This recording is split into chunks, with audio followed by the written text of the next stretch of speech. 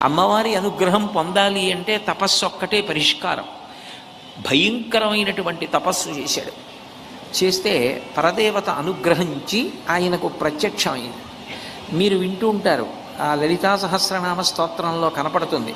శ్యామలాదేవి అని ఆ లలితాదేవి దగ్గర మంత్రిని, ఆమె బుద్ధికి అధిష్టాన దేవత.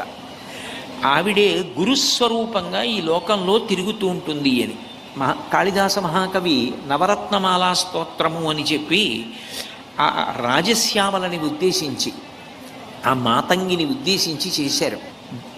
ఆ తల్లిని దేశిక రూపేణ దర్శితాభ్యుదయం అన్నాడు ఆయన. దేశికుడు అన్న మాట ఎవరికి ఉపయోగిస్తారంటే గురువుకు ఉపయోగిస్తారు.